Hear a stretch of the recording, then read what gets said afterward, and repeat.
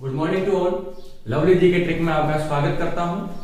पिछली वीडियो में मैंने यूनिट और मेजरमेंट के बारे में बात कर चुका हूं। आज मैं स्टार्ट करूंगा मोशन, गति के बारे में, और ये टॉपिक उसी से रिलेटेड है। आगे ये बहुत इंपॉर्टेंट टॉपिक है आपके लिए। एक एक कंसेप्ट को बारीकी से अध्ययन करना है आपको। आप कॉपी और नोट्स साथ साथ बनाते चलिए। अभी बात करता हूं गति के बारे में। गति क्या है? गति को समझने से पहले उसके बारे में रेस्ट, विराम अवस्था को समझना बहुत जरूरी है। विराम अवस्था क्या है? मान लो किसी टेबल पर कोई मेज है, मेज के ऊपर अगर कोई किताब रखी है तो उसको विराम अवस्था कहते हैं। वो गतिमान नहीं है, और गतिमान ना होने की वजह से उसको विराम अवस्था कहा गया है। तो उसके बाद गति को विराम अवस्था की डेफिनेशन देख लो आप। डेफिनेशन क्या है? यदि किसी वस्तु की स्थिति अन्य वस्तु के सापेक्ष समय के साथ नहीं बदलती, उसको विराम अवस्था कहते हैं। मान लीजिए आप ये एक पेन है और मार्कर है, और मार्कर अगर किसी टेबल पर विराम पड़ी है, रखी हुई है, और रखने की वजह से वो इधर उधर मूव नहीं कर रही हो और वहीं एक स्थिर अवस्था में हो, उसे विराम अवस्था कहते हैं। उसके बाद हम मोशन के बारे में बात करते हैं। मोशन क्या है? मोशन को पहले आप डेफिनेशन देख लो। मोशन का डेफिनेशन सीधा किताब में जो लिखा हुआ है, उसके समय गुजरने के साथ अगर कोई वस्तु अपने पास के अनुरूप, मतलब अगर कोई वस्तु अपने आस पास के अनुरूप अपना स्थान परिवर्तन करता हो, उसे क्या कहते हैं? गति कहते हैं। कैसे? एग्जांपल दो। मान लीजिए मार्कर है मेरे हाथ में। इस मार्कर की स्थिति मान लीजिए यहाँ पर पाया, और मैं यहाँ से लेकर मैं यहाँ तक मूव किया और मार्कर यही है। इस मार्कर की स्थिति के साथ, इस मार्कर के साथ मैंने समय साथ गति करके यहाँ पर आ गया, और यहाँ पर आने की वजह से यहाँ से मूव हुआ, और इसे गति कहते हैं। एक स्थान से दूसरे स्थान तक जाना ही मोशन कहलाता है। स्थिति स्थिर वस्तु के सापेक्ष। और मान लीजिए मार्कर मेरे हाथ में है। एक एग्जांपल और लेते हैं। ये मैं मार्कर हाथ में लेते हुए इस मार्कर के सापेक्ष मैं यहाँ पर आ गया समय परिवर्तन के साथ। जैसे ही यहाँ पर आया तो मुझे लगा कि ये इस मार्कर के सापेक्ष तो मैं शून्य पर हूं, विराम अवस्था में, क्योंकि ये मार्कर की स्थिति तो मेरे साथ भी परिवर्तन हो रही है। तो ऐसे ही मोशन के बारे में हम बात करेंगे, और उसके बाद मोशन कितने प्रकार की होती है इसके बारे में थोड़ा बात करते हैं। मोशन है दो प्रकार की, रैखिक गति। और रैखिक गति क्या है? जब कोई वस्तु सीधी रेखा में गमन करे, जब कोई वस्तु सीधी रेखा में गमन करे और दिशा परिवर्तित ना हो, दिशा एक दूसरे बदलती ना हो, वो रैखिक गति कहती है। लीनियर मोशन कहलाता है। एग्जांपल, बिना दिशा बदले किसी कार की सीधी रेखा में गमन करना। क्या करना? गमन करना। अब बात करता हूं अरैखिक गति। अरैखिक गति क्या है?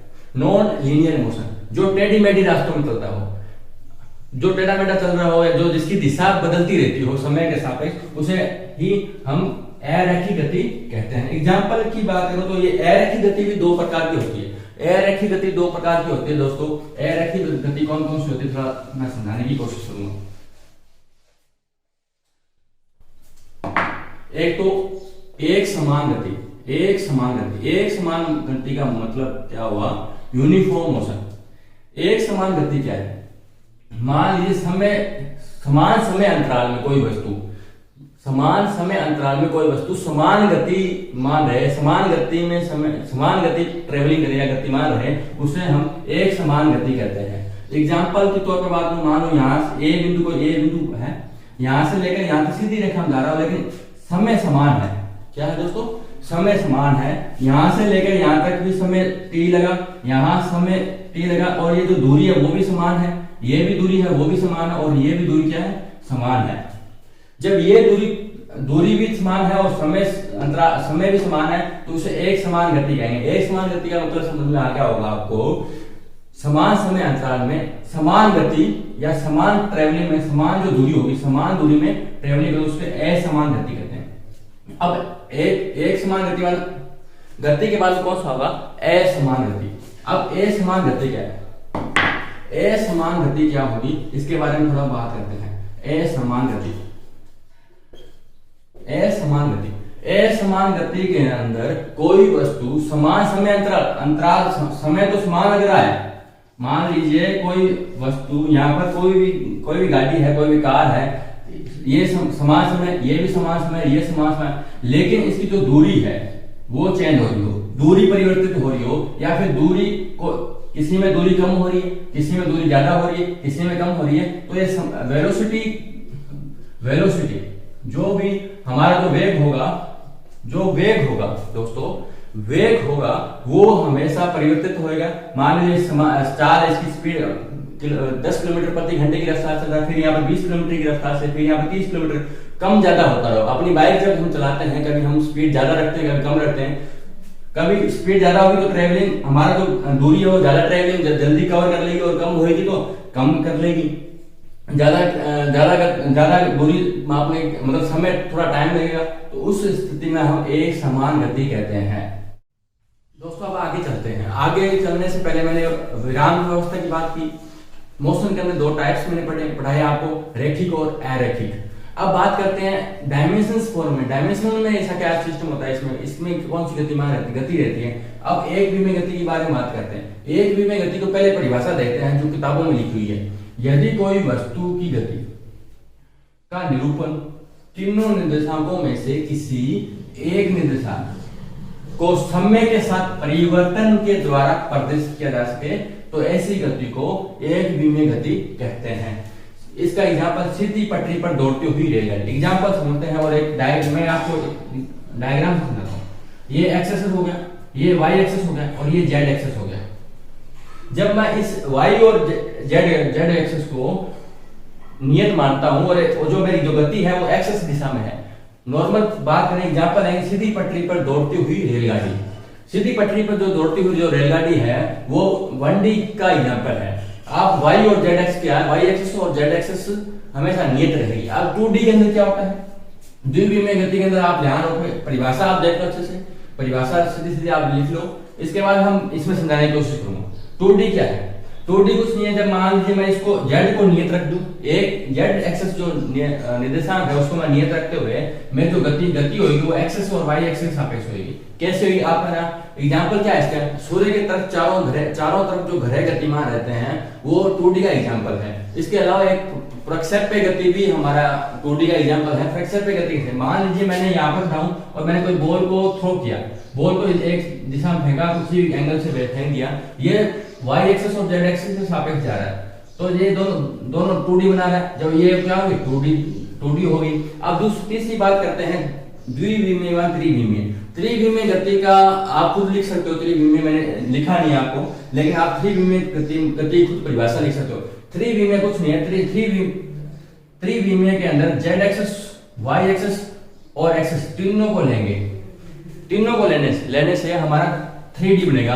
और 3D के अंदर एग्जांपल क्या लोगे आप, मान लीजिए तेज जो हवाएं चलती है, तेज हवाएं चलते पर हम जो पतंग उड़ाते हैं, उन हवाओं में जो लहराती हुई जो पतंग हुई वो 3D का एग्जांपल है दोस्तों। अब आगे बात करते हैं हम दोस्तों। अब चलते हैं मोशन के अंदर जो हम टर्मिनोलॉजी यूज करते हैं, दूरी गति मान होती है और उसके साथ साथ हमारी विस्थापन होता है। अब विस्थापन और दूरी में डिफरेंस क्या है, अंतर क्या है, पहले तो आप इसकी परिभाषा देखो। तय की गई कुल दूरी कहलाती है और अंतिम बिंदु से प्रारंभिक बिंदु तक जो मिनिमम दूरी होती है वो विस्थापन कहलाता है। ये एक अदिश राशि है और ये एक सदिश राशि है, और ये एक शून्य नहीं हो सकती, और ये शून्य धनात्मक भी हो सकती है और ऋणात्मक भी हो सकती है और शून्य भी हो सकती है। अब थोड़ा सा समझने की कोशिश करो आप मेरे। मान लीजिए कोई पॉइंट ए है और ये पॉइंट बी है। मैं एक बिंदु से लेकर दूसरी बिंदु तक जाने में मेरे को मिनिमम जो दूरी है 10 किलोमीटर तय करनी पड़ी, और इसके बाद मैं इस दिशा से भी जा सकता था, मैं इस दिशा में भी जा सकता था। ये मान जो 20 है, ये मान लीजिए मैं 30 किलोमीटर है, ये कितना है 20 किलोमीटर। अब आप नोटिस करोगे इस बात को, तय की कुल दूरी, ये दूरी कहलाती है। ये अदिश राशि क्यों है, सबसे बड़ा क्वेश्चन ये अदिश राशि के। मान लो ये मेरी कोई दिशा नहीं है, मैं इधर उधर कैसे घूम फिर के जा सकता हूँ, लेकिन मेरे को मंजिल पर पहुंचना है और इधर से भी जा सकता हूँ, मेरी कोई दिशा नहीं है और इधर से भी मैं जा सकता हूँ। लेकिन जो भी मान लीजिए, सॉरी दोस्तों थोड़ा टाइम विस्थापन समझा विस्थापन के अंदर जब ए बिंदु से लेकर बी बिंदु तक मैं जाने पर क्या होगा, ये जो मिनिमम दूरी है, ये मिनिमम दूरी है, और ये जो मिनिमम दूरी है ये विस्थापन कहलाता है। और ये जो अंतिम कुल दूरी है, मान लीजिए मैं 20 किलोमीटर गया, ये भी जा सकता हूँ, इधर से 30 किलोमीटर जा सकता हूँ, ये दूरी कहलाती है। और ये एक सदिश राशि, सदिश राशि होने का मतलब क्या है, इसकी एक दिशा है, मेरा जो इसी दिशा में जाने पर मैं मिनिमम दूरी तय करूंगा और इसे विस्थापन कहते हैं। ये धनात्मक, ऋणात्मक और शून्य हो सकते हैं। अब इससे एक रिलेशन बना। क्या रिलेशन बना, थोड़ा आप कॉपी में जरूर लिख लो। ये रिलेशन आपको लिखना पड़ेगा, ये बहुत इंपॉर्टेंट रिलेशन है, कंपटीशन एग्जाम में पूछा। दूरी क्या होगा, जो दूरी है वो हमेशा बड़ी होगी विस्थापन से हो, और क्या बराबर हो सकती है, हाँ बराबर हो सकती है। इससे भी ये भी तो दूरी है और ये भी दूरी है, तो ये बराबर हो सकती है विस्थापन की। और ये एक बहुत अच्छा रिलेशन बनता है इस विस्थापन और दूरी के मध्य। ये आप जरूर लिख लो। ये तीन जो डेफिनेशन रहता है कि कुल दूरी को दूरी कहते हैं, विस्थापन कहते हैं, इसे ये डेफिनेशन है और ये किताबों में आपको अच्छे से पता भी है। अब मैं आगे बात करूंगा।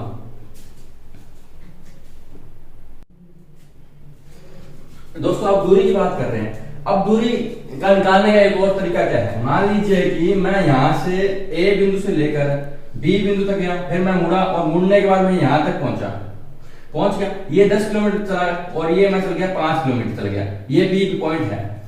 अब दूरी निकालनी, टोटल दूरी क्या है 10 किलोमीटर तय की गई। कुल दूरी देखो आप थोड़ा सा ध्यान दो, कुल दूरी क्या है।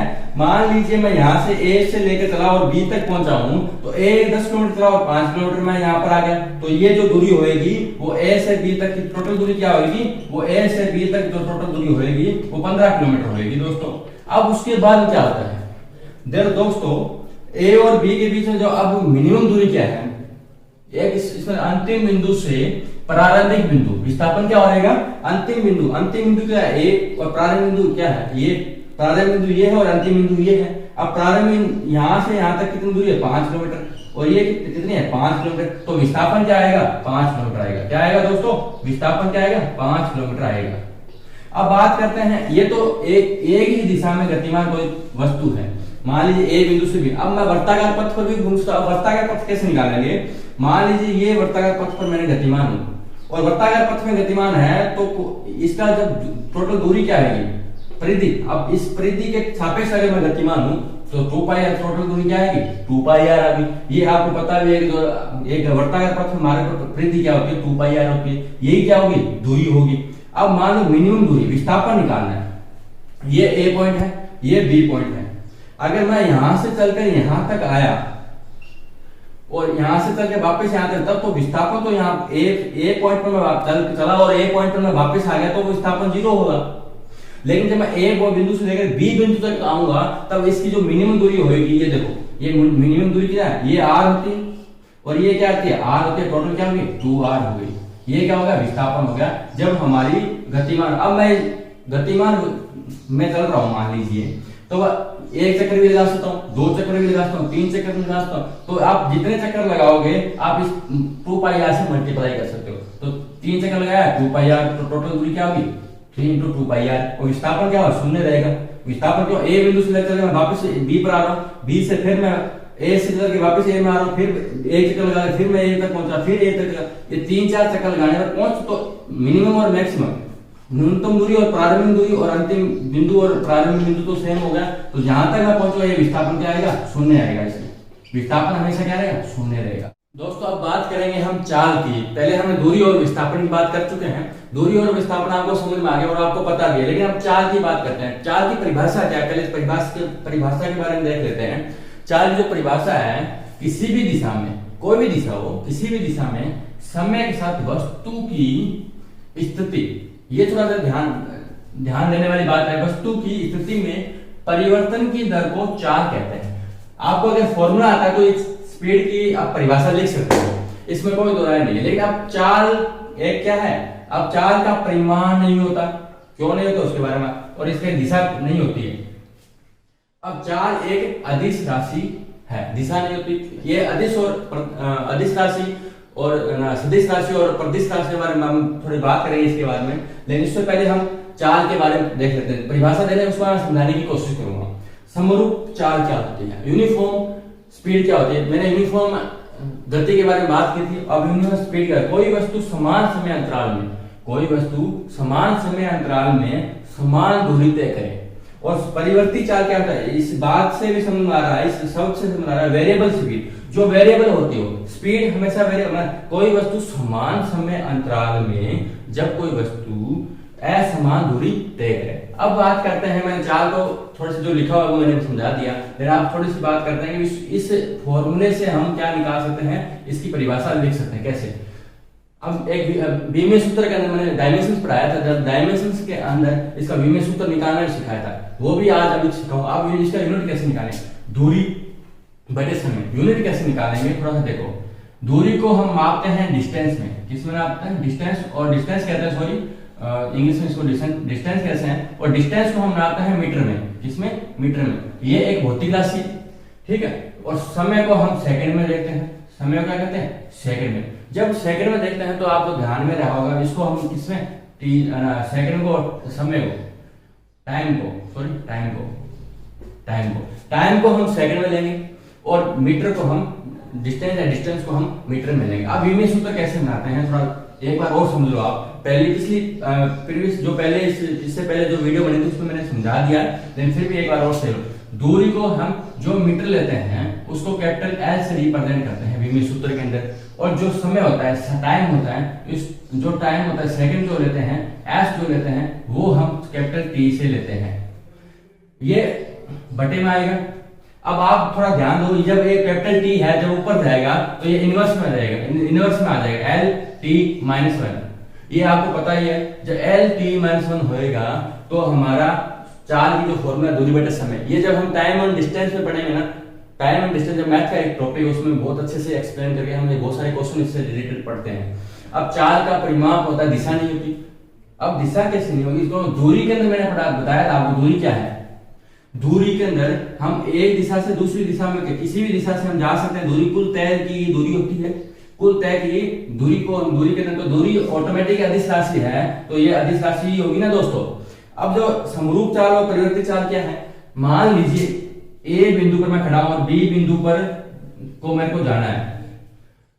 जब ए बिंदु से बी बिंदु तक जाना है तो ये मान लीजिए समय समान है, और इसकी जो दूरी है, इस दूरी में मैंने अच्छा ट्रेवलिंग करते हुए मैंने समान दूरी तय की, ये भी डिस्टेंस समान है और ये भी डिस्टेंस समान है। जब समान दूरी हो तब हमारी एक समरूप चाल है, सीधी रेखा में गतिमान करती हुई कोई वस्तु है या कोई गाड़ी है, उस समान चाल से और समान समय अंतराल में समान जगह पहुंच रही हो, वो समरूप चाल कहलाती है। परिवर्ती चाल, मान लीजिए मेरा स्पीड, समय, टाइम तो समान है, टाइम सबका समान है, लेकिन दूरी कभी मैंने तो ज्यादा तय कर ली, कभी मैंने कम दूरी तय कर ली, इस कंडीशन में हम परिवर्ती चाल कहते हैं। अब आगे चलते हैं और वेलोसिटी की बात करते हैं हम। दोस्तों अब बात करेंगे हम वेलोसिटी की, वेग की। हमने इससे पहले हमने बात की थी चाल की। चाल अगर आपको समझ में आ गया तो वेलोसिटी देखते हैं, वेग देखते हैं। क्या होता है वेग, थोड़ा परिभाषा की तरफ थोड़ा नजर डालो। समय के साथ किसी नियत दिशा में, समय के साथ किसी नियत दिशा में वस्तु की स्थिति में परिवर्तन की दर उसका वेग कहलाता है। कैसे वेग, आपने परिवर्तन की दर देखा, ये दर क्या है, मान लीजिए कोई पॉइंट यहाँ पर एक पॉइंट पर कोई खड़ा है और बी पॉइंट पर जाना है। ये जो समय में जो परिवर्तन हो रहा है, जो समय में जो परिवर्तन हो रहा है वही क्या कहलाता है, परिवर्तन की दर। किस दर से, ए से लेकर बी तक किस दर से परिवर्तन हो रहा है। अब इसका विस्थापन बटे समय, आपने नियत दिशा, ये थोड़ा सा ध्यान रखना आपको, नियत दिशा के बारे में थोड़ा सा ध्यान रखना। मतलब एक दिशा है, एक डायरेक्शन है, हम डायरेक्टली कोई भी दिशा नहीं ले सकते, नियत दिशा लेंगे तभी तो ये सदिश राशि है। और अदिश राशि क्या होती है, जब दिशा जब चेंज हो, कहीं कोई भी दिशा हो सकती है, तब चाल, हमारी चाल और वेलोसिटी में इतना ही फर्क है दोस्तों। चाल और वेलोसिटी में इतना फर्क है। और वेग क्या होता है, विस्थापन बटे समय। अब इससे विस्थापन जब दिमाग में आया तो आपको विस्थापन मैंने पढ़ाया था, विस्थापन से आप डायरेक्ट निकाल सकते, इसमें परिमाण और दिशा दोनों होती है, ठीक है। अब परिमाण और दिशा दोनों होती है तो ये एक सदिश राशि है, ये धनात्मक भी हो सकती है, ऋणात्मक और शून्य। ये जो 3 पॉइंट है आप विस्थापन को देखकर लिख सकते हो। विस्थापन को अगर आपको समझ में आ गया तो आप वेलोसिटी आराम से निकाल सकते हो।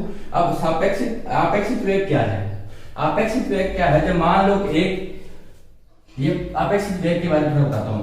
मान लीजिए एक ही दिशा में v1 वेग से कोई वस्तु चल रही है, दूसरी v2 चाल से चल रही है, किलोमीटर प्रति घंटे की रफ्तार से चल रही है, और ये किलोमीटर प्रति घंटे की रफ्तार से। मान लो ये जो कण है, ए कण और ये बी, इस कण का v के सापेक्ष अगर वेलोसिटी निकालनी हो, अब चाल निकालनी हो, तो इसे रिलेटिव वेलोसिटी निकालनी हो, तो वो ही हमारी होती है आपेक्षिक वेग। इसके सापेक्ष निकालना हो, चाहे ये इसके सापेक्ष निकालना हो, ये हमारी रिलेटिव वेलोसिटी होती है। ये दो डायरेक्शन हो सकती है, एक समान ही दिशा में दोनों चल रही हो, v1 वेग से और v2 वेग से, तो ये दोनों हमेशा क्या होगी, जुड़ेगी। याद रखना ये। और ये हमेशा क्या, जब दोनों दिशाएं हैं, दोनों कोई ये मार्कर में देख रहा हूँ, ये एक वस्तु, ये बी वस्तु, दोनों एक दूसरे आपस की तरफ आ रहे हैं, एक दूसरे की तरफ आ रहे हैं, तब तो ये हमेशा घटेगी और जुड़ेगी। और जब एक ही दिशा में ये दोनों ट्रेवलिंग कर रही है, दोनों एक ही दिशा में ट्रेवलिंग कर रही है, तब हमेशा ये घटेगी। अब ये परिभाषा जो किताब में आपके लिखी हुई है, आप इसको देख सकते हो। लेकिन अब थोड़ा सा विमीय सूत्र निकालने की मैं कोशिश करूंगा। विमीय सूत्र कैसे निकालते हैं, मैंने पहले भी डायमेंशंस में पढ़ाया है, लेकिन डायमेंशन के अलावा आपको रिवीजन हो जाए इसलिए मैं ये करवा देता हूँ। विस्थापन को मीटर से, और ये समय क्या है, सेकंड से, तो इसकी यूनिट क्या है, मीटर पर सेकंड। अब विमीय सूत्र, ये कैपिटल एल है और ये क्या है, एस को किससे रिप्रेजेंट करेंगे, टी से करेंगे, और एम को किससे रिप्रेजेंट करेंगे, एल से करेंगे। तो देख लो दोस्तों, एल टी ऊपर आएगा, तो एल टी माइनस 1, तो क्या होगा, दूरी और वेलोसिटी का जो मान होगा वो विमीय सूत्र जो होगा, विमीय सूत्र होगा वो हमेशा क्या होगा, समान, एल टी माइनस 1 होगा। अब हम आगे देखते हैं और एक्सेलरेशन के बारे में बात करते हैं। दोस्तों हमने विस्थापन से पढ़ा, विस्थापन के बाद जो हमने पढ़ा तो वेग के बाद पढ़ा त्वरण। अब त्वरण क्या होता है, इसकी क्या जरूरत पड़ी, त्वरण का टर्मिनोलॉजी थोड़ी समझना थोड़ा मुश्किल है, लेकिन थोड़ा आसान भी है। अब मैं त्वरण के बारे में बताता हूँ। समय के साथ किसी वस्तु के वेग में परिवर्तन की दर को त्वरण कहते हैं। अब इसके सूत्र निकाल सकते हैं, सूत्र से हम देख सकते हैं, फॉर्मूला हम ड्राइव कर सकते हैं, और फॉर्मूले से हम परिभाषा भी बना सकते हैं। अब वेग में परिवर्तन, इसकी जरूरत क्या पड़ेगी त्वरण की, देख बताता हूं। मान लीजिए ए पॉइंट से लेकर बी पॉइंट तक मुझे जाना है, और मैं कितनी तेजी से, मान लो मेरा ये यहां से यहां स्पीड बढ़ा, कितनी तेजी से मैंने यहाँ पर अपनी स्पीड को और बढ़ा दिया, कितनी तेजी से, मान लीजिए कितनी तेजी से इस गाड़ी की, आप मेरे बाइक मान लेता हूँ, ये बाइक है मेरी, और बाइक कितनी तेजी से समय के साथ साथ कितने वेग में परिवर्तन करना है, यहाँ पर कितना टाइम लग रहा है उसको वेग में परिवर्तन करने में, और यही क्या कहलाता है, त्वरण कहलाता है। अब इसका निकालते कैसे हैं, इसको निकालने का तरीका क्या है, हम अब विमीय सूत्र निकालेंगे और इसकी ऐसा यूनिट निकालेंगे और फॉर्मूले से निकालेंगे। आप थोड़ा सा रट्टा मत मानना, वैसे आपको फॉर्मूला याद रहना चाहिए। वेलोसिटी आपने पढ़ी, v बराबर क्या होता है, विस्थापन बटे समय, विस्थापन बटे समय, यही होता है दोस्तों, विस्थापन बटे समय होता है। तो आप m बटे पढ़ा हमने मीटर पर सेकंड। लेकिन अब dv/dt, मान लो एक बार में वेग में परिवर्तन की दर, देखो वेग में परिवर्तन, वेग में dv कितना परिवर्तन हुआ, मैंने क्या, इसकी जरूरत पड़ गई, कितना यहाँ पर वेलोसिटी क्या थी, यहाँ पर वेलोसिटी क्या थी, इसमें जो परिवर्तन हो रहा है और उसके बाद कितना समय लग रहा है, इस परिवर्तन में कितना समय लग रहा है, जो समय लग रहा है एक बार dt/dt करेंगे, dt स्क्वायर होगा, क्योंकि एक बार तो हो गया, समय तो है ही एक बार, dt स्क्वायर, तो इसी से m बटे s स्क्वायर आएगा, दो बार, एक बार समय के सापेक्ष वेलोसिटी आई, फिर उसके बाद हमने त्वरण निकाला। अब मीटर पर सेकंड स्क्वायर, जब मीटर पर सेकंड स्क्वायर आएगा दोस्तों, थोड़ा ध्यान दो, जैसे मीटर पर सेकंड स्क्वायर आएगा, अब आप विमीय सूत्र निकाल सकते हो। ऐसा यूनिट क्या है, मीटर पर सेकंड स्क्वायर, ये आपको आता है। अब इसकी ऐसा यूनिट निकालने के बाद हम विमीय सूत्र निकालते हैं। विमीय सूत्र निकालने का तरीका मैंने बता दिया, m को रिप्रेजेंट करेंगे कैपिटल L से, और सेकंड को रिप्रेजेंट करेंगे कैपिटल T से, और T सेकंड क्या है, 2 है, तो T भी क्या आएगा, 2 आएगा। अब इस T को ऊपर लेके जाएंगे तो इनवर्स में चला जाएगा, और इनवर्स की टर्मिनोलॉजी आपको पता ही, जब कोई वस्तु नीचे से ऊपर जाती है तो इनवर्स होने से उसकी जो वैल्यू है वो माइनस में शो हो जाती है, माइनस में हो जाती है, कैसे, L बटे T माइनस 2, ये विमीय सूत्र है। इसका विमीय सूत्र क्या आएगा, L T माइनस 2, ये याद रख सकते हैं। अब त्वरण दो प्रकार की होती है दोस्तों, धनात्मक त्वरण और ऋणात्मक त्वरण। धनात्मक त्वरण क्या हो गया, मान लीजिए मैं यहाँ से लेकर यहाँ पर कोई बस स्टॉप, मान लीजिए कहीं जाना है मेरे को, बस स्टॉप पर चला गया, बस स्टॉप पर जाने के बाद में मैं वहां से मैं बस में बैठा हूं, और बस जब शुरुआत हुई, बस स्टॉप से चली, और चलते ही उसका वेग पॉजिटिव हो गया, वेग पॉजिटिव, मान लीजिए बस में बैठा हूं और मैं यहां से बस चलना शुरू हुई, बस स्टॉप से चलते हुए इसकी वेग में क्या होगा, वेग क्या हो रहा है, बढ़ रहा है। वेग जैसे ही बढ़ रहा है वैसे ही ये धनात्मक हो रहा है, पॉजिटिव हो रहा है, तो ये क्या होगा, धनात्मक त्वरण हो गया। अब ऋणात्मक त्वरण क्या होता है दोस्तों, ऋणात्मक त्वरण, मान लीजिए अगर आगे बस स्टॉप है, मेरे को यहाँ उतरना है, और बस रुकते हुए, जैसे ही बस रुकेगी धीमे धीमे ब्रेक लगाएगा, और ये ड्राइवर ब्रेक लगाएगा, धीरे धीरे मंदन उत्पन्न होगा इसमें, मंदन को ही ऋणात्मक त्वरण कहते हैं। मतलब धीमे धीमे धीरे धीरे तरीके से वो धीरे धीरे जाके ही वो बस स्टॉप पर रुकेगी, और यहाँ पर रुकने पर क्या हुआ, ऋणात्मक हुआ। क्या हुआ, त्वरण ऋणात्मक हुआ, नेगेटिव हुआ। तो जैसे नेगेटिव हुआ उसी को हम मंदन कहते हैं, और इसी को हम ऋणात्मक त्वरण कहते हैं, मंदन कहते हैं। और ये बस स्टॉप पर जो रुकना होता है ये ऋणात्मक त्वरण का एग्जाम्पल है दोस्तों। अब त्वरण हो चुका है, इसके बाद इससे पहले वेग हुआ, विस्थापन हुआ, गति, और उसके बाद मोशन के अंदर हमने दूरी को पढ़ा, विस्थापन को पढ़ा, त्वरण के बारे में पढ़ा, धनात्मक त्वरण के बारे में। अब हम बात कर लेंगे जो हम दिशा बात कर रहे हैं, कोई अदिश राशि है, प्रदिश राशि, ये जो बोल रहा हूँ भैया वेग में परिवर्तन है, तो वेग में जो परिवर्तन है तो ऑटोमेटिक ये सदिश राशि होगी नहीं होगी। जैसे ही सदिश राशि हुई तो मुझे पता है ये सदिश राशि कौन सी होती है, अदिश राशि कौन सी होती है, इसके बारे में थोड़ा अब थोड़ी सी जानकारी देता हूँ। अदिश राशि, सदिश राशि और प्रदिश राशि। हेलो दोस्तों अदिश राशि के बारे में बात करेंगे। अभी मैंने बताया कि अदिश राशि के बारे में बात करेंगे, और फिर हम सदिश राशि के बारे में बात करेंगे। ये इंपॉर्टेंट मैंने क्यों लगाया, इंपॉर्टेंट लगाने का सबसे बड़ा कारण ये है कि कंपटीशन एग्जाम में इसी से क्वेश्चन आते हैं। पूछते हैं कि कौन सी अदिश राशि, ऑप्शन में ये 2 दे देंगे, इस ऑप्शन में एक ऑप्शन में ये 4 देंगे, चारों में से इसके 3 दे देंगे, इसके 1 देंगे, इसमें से ये कौन सी सदिश राशि है या कौन सी नहीं है, ये आपको ही पकड़ना पड़ेगा वहां पर कंपटीशन एग्जाम में ऑप्शन से। अब सदिश राशि, अदिश राशि होती क्या है सबको पता है। अदिश राशि की पहले परिभाषा देख लेते हैं। वे भौतिक राशि, जो भी वे भौतिक राशियां जिनको निरूपित करने के लिए केवल परिमाण की आवश्यकता, यह सिर्फ एक ही पॉइंट इसमें इंपॉर्टेंट, परिमाण की आवश्यकता हो उसे ही अदिश राशियां कहते हैं। ठीक है, अब एग्जांपल कौन कौन, मान लीजिए ये एक मार्कर, और मार्कर का कोई द्रव्यमान या मेरा कोई द्रव्यमान है, मार्कर का द्रव्यमान और मेरा कोई द्रव्यमान है, तो इसमें कोई दिशा की तो जरूरत नहीं होगी। शायद मैं कहीं भी जाकर मेरा द्रव्यमान कहीं भी किसी भी दिशा में जाओ, मेरा कोई ना कोई परिमाण ही होगा, इसमें कोई दिशा की जरूरत नहीं होगी। ये इसी तरह घनत्व की, आयतन आ गया तो घनत्व आएगा, घनत्व के बाद समय भी हमारा एक अदिश राशि है, समय के बाद तापमान भी अदिश। ये एग्जाम्पल जो मैंने लिखा है ना, ये कंपटीशन में आए हुए हैं। इन एग्जाम्पल को अच्छे से लिख दो अपनी कॉपी में। और फिर अब सदिश राशि क्या है, सदिश राशि में आपको परिमाण के साथ साथ क्या होगी, एक दिशा की जरूरत होगी। परिमाण के साथ साथ क्या होगी, दिशा की भी आवश्यकता होगी। ये भी क्या जरूरत होती है, ये भी क्या है, एक प्रकार सदिश राशि है। सदिश राशि कौन कौन सी है, पृष्ठ तनाव, बल आघूर्ण की बात, कोणीय वेग, फिर उसमें विस्थापन। अब थोड़ा नीचे आपको दिखाई नहीं दे रहा होगा, अब मैं यहाँ पर वो 2 एग्जाम्पल और लिख देता हूँ। एक एग्जाम्पल लिख देता हूँ विवेक, फिर उसके बाद त्वरण। अब आपको मैंने पढ़ाया था, वेग भी पढ़ा चुका हूँ, त्वरण भी पढ़ा चुका हूँ। जब वेग में दिशा और परिमाण की जरूरत है तो तभी तो ये सदिश राशि है, और एक त्वरण भी क्या है, एक सदिश राशि होगी। फिर वेग हो गया, फिर चाल भी तो एक सदिश राशि, सॉरी चाल तो हमेशा क्या होगा, अदिश राशि होगी। चाल का हमेशा इसमें आएगा, चाल एक क्या है, अदिश राशि, चाल एक क्या है, अदिश राशि, क्योंकि इसमें क्या है, दूरी बटे समय है, और उसमें क्या है, विस्थापन बटे समय, और विस्थापन क्या होगा, एक सदिश राशि है। अब बात करते हैं प्रदिश राशियां कौन सी होती है। दोस्तों अदिश राशियां पढ़ी, उसके बाद हमने बात की सदिश राशियों के बारे में। अब बात कर रहे हैं प्रदिश राशि। प्रदिश राशि और अदिश राशि में इतना, वहां पर परिमाण व दिशा की जरूरत थी। अदिश राशि में क्या था, परिमाण की जरूरत थी, उसमें सदिश राशि में क्या था, परिमाण व दिशा की जरूरत थी। लेकिन प्रदिश राशियां के अंदर, सदिश राशि के अंदर परिमाण व दिशा की जरूरत थी, लेकिन प्रदिश राशियां में क्या था, प्रदिश राशियां में परिमाण व दिशा से निरूपित नहीं किया जाता। वे भौतिक राशियां जिनको परिमाण व दिशा से निरूपित नहीं किया जा सकता उसे क्या कहते हैं, प्रदिश राशियां कहते हैं।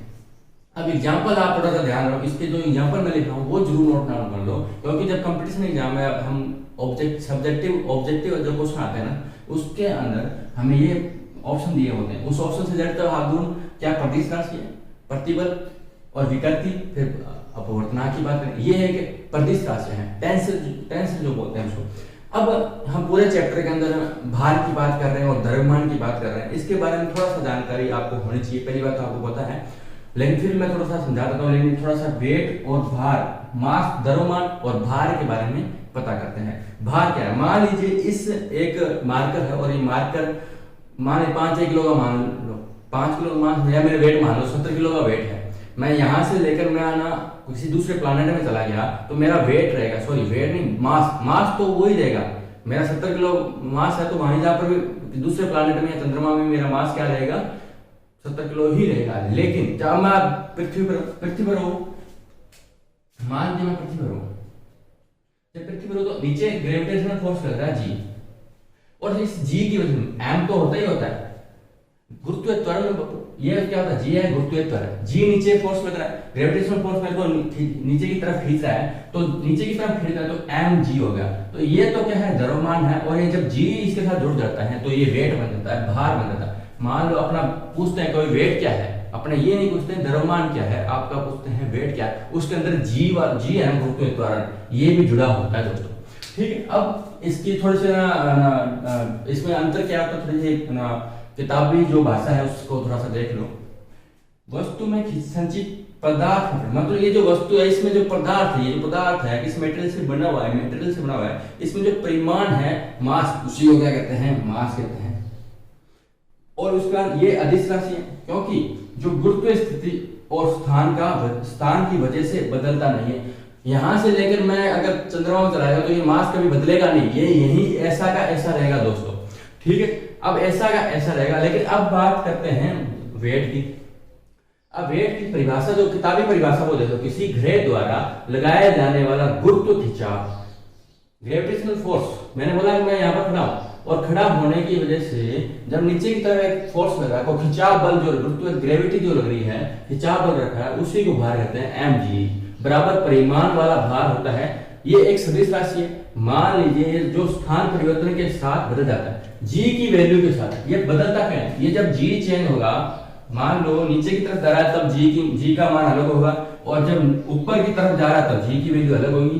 तो उस कंडीशन में जी का जो परिवर्तन हो रहा है बार बार, उस वजह से इसके भार क्या होगा, परिवर्तन होगा। अब मुक्त अवस्था में शून्य है, और ये जो मास होता है वो शून्य नहीं होता, ये द्रव्यमान है। अगर मैं कहीं भी किसी भी प्लैनेट में चला गया तो ये द्रव्यमान हमेशा रहेगा, कुछ ना कुछ तो रहेगा, इसका मान हमेशा जीरो नहीं होगा दोस्तों। अब ये किलोग्राम में इसको रिप्रेजेंट करते हैं, इसको न्यूटन में क्या है, क्योंकि न्यूटन ये भार एम और जी भी है दोस्तों।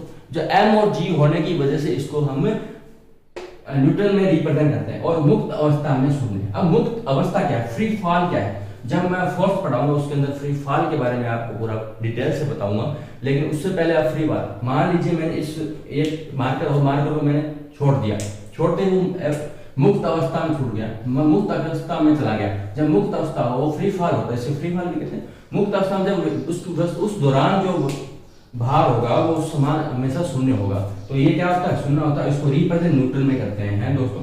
अब हमारे इस चैनल को जरूर सब्सक्राइब और लाइक और शेयर जरूर करना, और ज्यादा से ज्यादा वीडियो शेयर करोगे तो जिससे हमारे जिससे आपकी नॉलेज को भी गेन होगा, और आप हमारी वीडियो को और अच्छा रिस्पॉन्स भी मिल पाएगा। इससे पहले वाली वीडियो को काफी अच्छा रिस्पॉन्स मिला है मेरी, लेकिन अब ये पार्ट मैंने मोशन का एक फर्स्ट पार्ट है, सेकंड पार्ट में कल फिर एक बार अपलोड कर दूंगा आपके सामने।